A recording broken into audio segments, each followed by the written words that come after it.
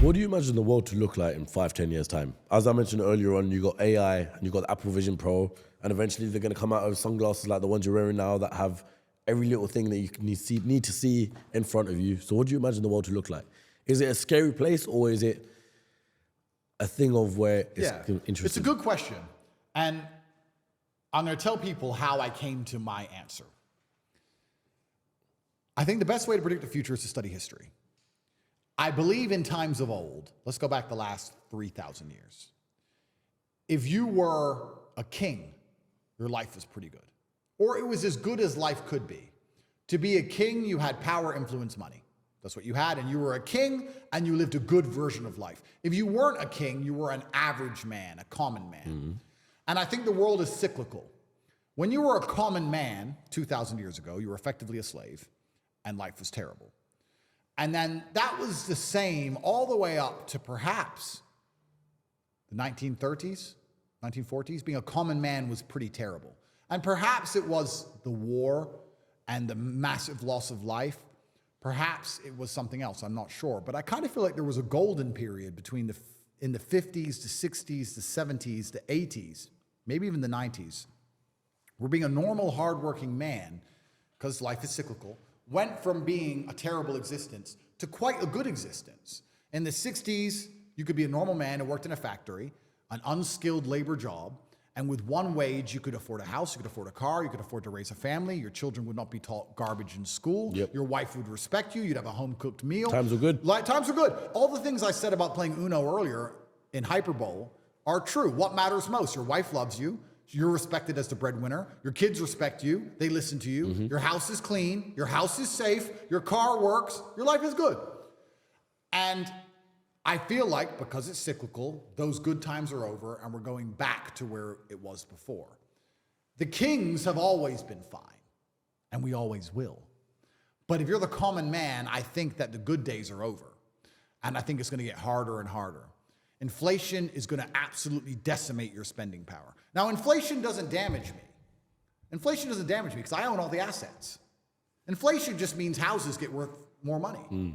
Inflation just means Bitcoin and stock and land and houses all go up. Inflation means my car collection is no longer worth 110 million. It's now worth 300 million. Whatever. Inflation, I own everything. Inflation is amazing for the rich man. 100%. I love it. But for the broke man, you're done. You're fit. You're done. You're finished. Because inflation is meaning your money is worth less. And it's going to take more of your money to buy a house. And your wage is not going to increase at the rate of inflation. It's becoming more and more impossible for you to own assets. For us asset owners, inflation's fantastic.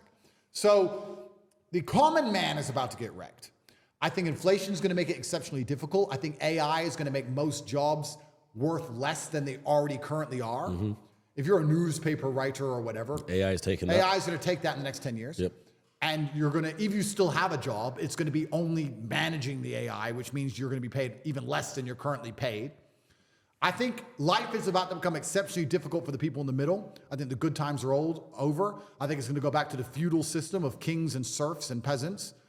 And I think if you're a normal, average person now, you should feel deep fear and panic and understand that you have a certain amount of time to get into the higher bracket of the social class before these hard times come. And the most scary thing about these hard times is, I have no real evidence for this. It's just in my mind. I feel like the gap is going to permanently close. In olden times,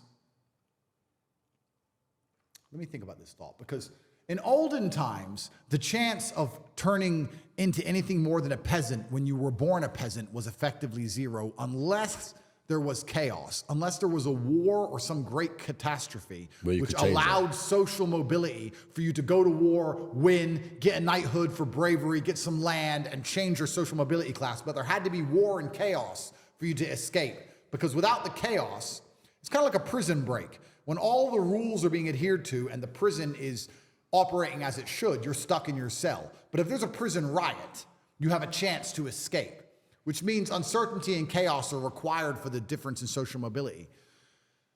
And that's always been the case. But now I feel like with AI and certain other things, although there's going to be instability in the world, although they're going to continue to lie to us, I feel like the Matrix is going to gain enough control to keep us all in our pods or in our 15-minute cities, or our electric cars will be turned off, or we need to get our bug rations for the week, so that there can't ever be enough true chaos for you to escape. There won't be true social mobility, and I feel like there's going to be a close. The people who are rich now, their bloodlines will be rich for a very long time. And the people who are poor now, if they don't get rich soon, in the next 10 years or so, they're never going to get rich. You're never going to get rich. The prices of houses are going to continue to go up. Prices of land is going to continue to go up. Inflation is going to continue to happen. Your wages will not catch up. It's going to get harder and harder for the average person to ever stand a chance of owning any assets. Yeah, it's now or never. Yeah. It's almost impossible right now. How does the average person on an average wage buy a house in London right now? Yeah. It's almost impossible already. I think in the next 10 years, it's going to become truly impossible, and they're going to use AI to keep the gap closed. And what's interesting about that is, well, I'm in the rich team, I guess. But what I find most interesting about that is the socio ramifications of the fact that I think this is quite pertinent to most average people. I think most normal people understand. If you were to ask them, how's the economy? They'd say, well, it's impossible. I can't pay for my bills. I can't pay to eat. I can't afford a house. I can barely afford my mortgage. I'm never going to get rich this way. They understand all of this, but they're not panicking. Why are you not panicking? The Titanic just hit the iceberg. You may not be in the water yet, but it's a certainty. There's nowhere else to go. It's going to sink. It's going to happen. Panic now.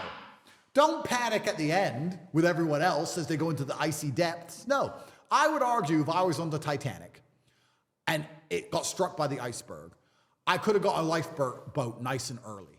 Now, I wouldn't have women and children first. I'm just using this as an example. Analogy. I know where you're going with it. I could have gone to the top deck when no one else was panicking and said, you know what, I want this. I want to go on a lifeboat. No, I don't feel comfortable. I want to go on a lifeboat. And the guard probably would have said to me, you don't need to go on a lifeboat. It's no big deal. I said, yeah, but please, just give me the lifeboat, or here's some money or whatever. I want this one. Give me this one. Everyone started panicking at the end, and there was no lifeboats left. And people are sitting here now going, oh, yeah, the economy's bad, but, maybe if we vote for this person, don't want to swear. It's wrong. Who are you going to vote for that's going to put money in your pocket actually come along and say, here's money? Nobody. You still got to pay your council tax. You're still a brokey. Nobody cares. No one you vote for is going to change it. It's going to get worse. It's going to continue. And you know the boat is going to sink, and you're not panicking. That's why I kind of catch myself. And one of the things I try very hard not to do is become elitist. Because when you've come from the absolute bottom to the absolute top, and you've done it all off of your own back, and hard work and dedication and never missing a day, the only shortcut to life is to never miss a day. One, because of compounding interest, and two, because sometimes you get lucky. And you'll never miss a lucky day if you try every day. If you don't try every day, you might miss your lucky day. And that's what people don't understand. If you never miss a day and you never don't try and you're always on time, was I late today? No, on time, and you try and improve every aspect of your life, and you're a professional, and you try and make sure that you analyze your decisions, you give yourself feedback, you don't make mistakes, you're not lazy. If you try and you make it to the top, you end up elitist, because you look at the people down below and you're like, well, why didn't you try? I did. Oh, I did too. No, you didn't. That's a lie. Now you're lying to me, and that annoys me. And you catch yourself being very elitist, and this is what's scary about it, because I'm from a Luton council estate, and now I have all this money. But if I meet somebody who's truly broke, I'm not talking about you not have hundreds of millions, but if I meet somebody who's broke, I think they're an idiot. And I catch myself going, is that bad? Am I elitist? Or do I sit down now and I just say, no, I started lower than you and beat you. How are you poor? You're lazy. Okay, fair enough. I was going to say, why would you say if they're an idiot if you were once in that position as well? No, I was, but I got out. And I think one of the there's only three reasons you can't get rich in the world today, which is either you're stupid, you're lazy, or you're arrogant. And I find the most common one is lazy and arrogant. It's not stupid. There's nobody at home who is too stupid to become rich. I'm sure anyone watching this podcast right now, if you were to sit down next to me and I were to say, do this, do this, do this, do this, do this, you could do it. Of course you could. But you're too lazy to learn how to do it yourself. And you're too arrogant to listen. And you're too arrogant to listen. It's not about being stupid. You're lazy or arrogant. It's one of the two. Those are the two most common factors of people. So when I meet people who have truly failed, And they pretend to me that they didn't want to fail. I know they're one of the three. And it's usually arrogant. Because when I sit and say to them, you could have got out, they don't say, you're right, I could have got out, I didn't try. That shows humility. They don't do that. They say, no, because it's excuse, someone else's fault, the Matrix's fault, no self-accountability. Oh, well, you don't know what you're talking about anyway. Arrogance. Sounds like feminine mindset to me. Well, yeah, exactly. And then they're going to lose. Yeah. So I catch myself being elitist, and I try very hard not to be, because I don't consider myself a rich man. I'm a poor man with lots of money. And what's scary about being elitist is, if I'm from a Luton council estate, and I have a bunch of money now, and I see the common man as a lazy idiot, imagine how the elites see us. And then you start to really go down the rabbit hole when you understand these people who've been in charge of the world for a very long time, who own the banks, who believe they're genetically superior to us because why not? Their families always owned the bank. They can be a fat loser, but they just believe they're something because why not? They have a big boat, so that's just what they're going to believe, isn't it? Imagine how they view the common man. You think they give a shit about you or your family or your income or your wages? You think they care about you? You think they're going to make life easier for the common man in the next 10 years as you've just asked? Or are they going to continue to decimate your lifestyle for their own forever profit? There's no light without dark, which is a basic fundamental law of the universe which can't be broken. And especially as these large companies want forever profits, which they do, and they own everything. Like, I don't think many people understand. If you go into Sainsbury's and you look around at the brands, you will struggle to find 10 brands that aren't owned by the same company. Yeah, the whole thing's owned. Yeah. The same company that owns Sainsbury's owns every brand. They own everything. So if they want forever profits, which they do, they're not going to do that without owning everything. Well, and also, you have to take that money from somewhere. If they can make you poor so they can get richer, they will. If they own all the assets, they want inflation. They want inflation. They don't care. They don't care about you. They don't care you can't feed your family. Why would they? So, and you can also look at it from a global perspective, which is quite interesting, because America was built off the back of World War II. World War II made America rich. But Europe, for the longest time, got rich off the exploitation of second and third world nations. That's how it got rich, by building empires in Africa and Asia, etc. Colonizing countries. Yeah, colonizing countries. That's how they got rich. And now we have populations in Europe and in the West which are decadent, and we want high wages, and we want maternity leave, and we want holiday pay, and we want good working standards, and we want good working hours, and we want nice chairs to sit on. Now we're entitled. And if you're a company and you need slaves, do you want entitled slaves, or do you want slaves who are just going to do their job for low pay? And then you start to understand why immigration is being unchecked on purpose, so they can bring in people to try and work jobs for basically nothing, who don't want standard of living and don't want standard of work. And what they're effectively doing now is, instead of exploiting the second and third world to benefit Europe, the globalists are now decimating Europe on purpose so that they can live somewhere else. And okay, that's going to prop up the economies of the second and third world, so the whole thing is reversed. Instead of destroying the second and third world for the benefit of Europe, they're going to destroy Europe, and that's going to benefit the second and third world. But they're globalists and they don't care. All they care about is forever profits. They'll go live in Saudi.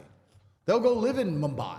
They don't care. They're not tied to the land or tied to the place like the average European is. So if you're the average man in a European country and you're not financially free and you're stuck somewhere in the middle, not only is your life going to get harder, but also the place you live in is going to get worse. Your wages are going to go down. Crime's going to increase. All of these things are going to happen so that the people in charge can get their forever profits and avoid all the mess they make. And it's all done purposefully. If I was an average person, I'd be genuinely afraid. I mean, it's easy for me because I have so much money.